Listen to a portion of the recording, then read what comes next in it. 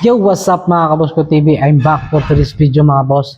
Ay magbibigay na naman tayo ng reaction dito sa isang nag-viral na traffic enforcer na ayon sa kanya ay lumabag itong driver ng traffic light violation dahil naka-red light ito pero kumanan. Pakinggan nyo po ang paliwanagan ng dalawa kasama ng traffic enforcer. Watch this. Ano po yan? Good afternoon po. Ma'am, Ano po? sa red light kumanan kayo. Oh? Yan. Hindi ba napansin? Na ano? Naka-red light, kumanan kayo. Lumabag kayo sa traffic rules. Kinahabol niyo pa ako. Wala naman yung nakalagay na no right turn in red signal Marunong pa kayo sa akin. Hindi po namin napansin. Pasensya. Hindi po namin nakakami. Tanong, sagutin niyo po muna yung tanong ng kuya ko. Meron ba kayo mission order? Ba't ba marunong ka pa sa akin? Ba't kailangan pa na maghanap pa ng mission of order? Ay, yun ang importante. Grabe ito mga boss, ano? Hindi pwede yan. Pag-usapan na lang natin. Sa kahaba-haba ng kanilang pagpapaliwanagan, meron pa silang mga nabanggit na mission order. Ang traffic enforcer mga boss, Para wala nang mahabang usapan. Pagtalunan.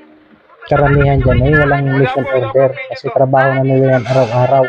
Ang masakit dito kay kuya, bakit Hindi po. nagtanggap siya ng lagay mga boss, no? Pero hindi natin masisisi Kaya nga po nakikiusap. itong ating mga traffic enforcer kasi hindi naman lahat mga boss. Kasi itong mga traffic enforcer natin, alam naman natin lahat yan na ang iba dyan ay hikahos talaga sa buhay. Bagamat kapag ka nakakita ka ng ganong halaga, mantakay mo 1,000. Isang saglit lang, di ba mga boss? Pero mali pa rin na tinanggap niya ang 1,000 yun na binigay sa kanya. Dapat kung may paglabag talaga sa trapiko, tikitan niya ang lisensya. At dito naman sa magkapatid na ito, mga boss, sa susunod po, kapag nagkaganito po ang sitwasyon muli, ay wag nyo naman pong bayaran ang ating mga enforcer kasi dumadami sila at dahil dyan, nagkakaroon tuloy ng bulilyaso itong mga traffic enforcer natin. Hindi porket kaya nyo na mag-ariglo at sabihin nyo na abala lang yan, kaya mas maigi pa magbigay ng pera, pangit para yan mga sir.